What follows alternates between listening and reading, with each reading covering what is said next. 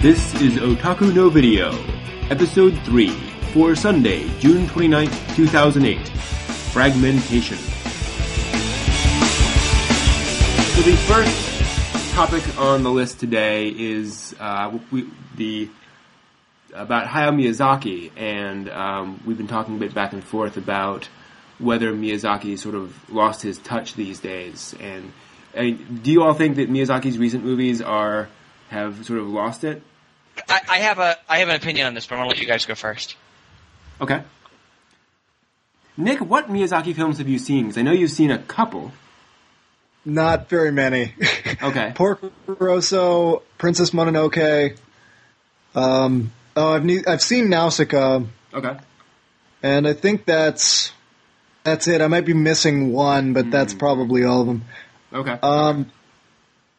I know that as a person, Miyazaki's going crazy. Going or gone?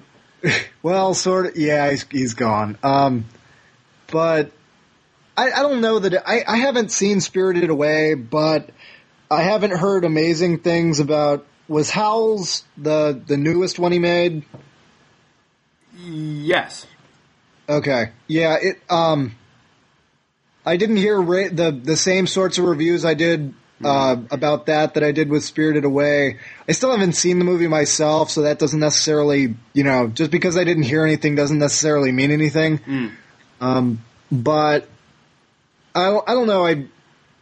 I have differing opinions about Miyazaki the more I think about him as to whether or not he was really that awesome in his so-called prime.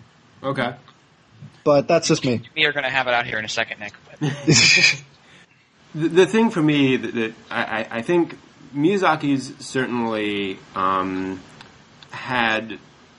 he certainly changed. I mean, Nausicaa was certainly a remarkable story, and I think something that and it certainly affected anime and Japanese culture in generally somewhat. And then he made movies that were, not just different, they were extraordinarily popular in Japan.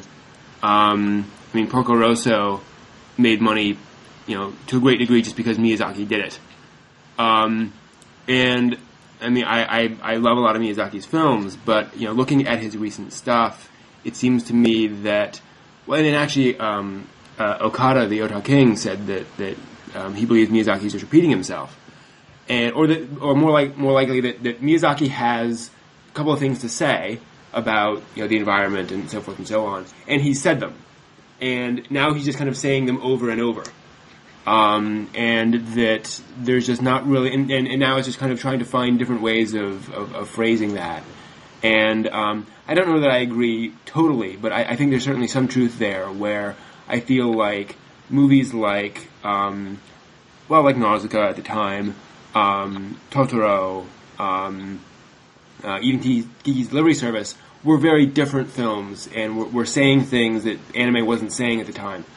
And now I feel like the stories he's making, like Howl's Moving Castle, is certainly different and interesting, but just doesn't have what it it isn't what Miyazaki was way back then, and it feels like he's lost his passion, might be the best way of putting it. Before I really say anything, I want to say that I think that Miyazaki is the best living animation director right now. I think he's actually the best animation director there ever was. I'm going to go out on a limb, and I'm going to say that no one has the command of their art form in animation the way that Miyazaki has. Now, some of the people working now may prove to have that same command over time, but Miyazaki has a whole career, so we can look back over his entire career, and I don't think anyone has the career that Miyazaki's had in terms of the subtlety and command over the language that he's using. Now, that said, I see a lot of parallels to Miyazaki and one of my other favorite filmmakers, Akira Kurosawa, and the way that Kurosawa became later in his career, which was, I think Kurosawa reached an age where he stopped being interested in telling stories that sufficed as giant narratives as he used to, and started going further and further into his own head and telling stories that emotionally made sense to him but didn't necessarily narratively make sense outside of that. so there was a film by Kurosawa called, and I'm blanking on the name, Matadayo, which is about a teacher, and it's about old age, and it's about all these issues that obviously are going through Kurosawa's head at that point. And I find arguing, is that a worse film because it's less accessible? Sort of trouble for me making that argument. I think that he made a masterful film that just doesn't have the same punch, of course, that Seven Samurai has. And I kind of feel like that's where Miyazaki is. Howl's Moving Castle, does it have the narrative cohesion? Does it make a lot of sense like Princess Mononoke does or like Porco Rosso does? It doesn't. On the other hand, I still can't point to very many animation films that can even touch its subtlety and beauty. So, has he lost it? I don't know. I'm just not sure his interests make sense outside of his own head anymore. And I don't think that's a problem. I think that you get to a point as an artist that you are owed a certain amount of making movies that make sense only in your own head. And I kind of feel like that's where he is right now. It's a good point. And certainly his films are very different. And not different in a bad way, and there's certainly some sort of internal structure there. It's just one that's far less comprehensible. And one of the reasons why I brought this up sort of more as a question than as a let's talk about where Miyazaki is because we have really so little to go on. I mean, when you consider that Mononoke was considered the apex of his career, and he's only made 2 movies since then.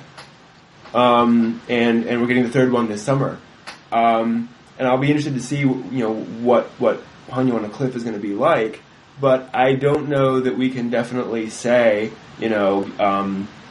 that he has lost it or he hasn't lost it or he knows what he's doing because there's just so little to go on. And even, going back in time, he only has 9 Ghibli films to his, less than that. Maybe 7 or 8 Ghibli films to his credit. That's not all that much to judge him on. And really, where has he lost it? Spirited Away is a really good movie. True. I really love Spirited Away, and the more I've seen Spirited Away, the more I like it. He's made out of the last 3 movies, he's made one that sort of made me scratch my head, which is Howl's Moving Castle. Mm-hmm. And even that is an absolutely gorgeous film with a couple of moments that are better than anything I've seen in any other animation movie, barring a couple. So, if that's failure, please let me fail like that. Have you guys seen the trailer for Ponyo on the Cliff yet? I have not.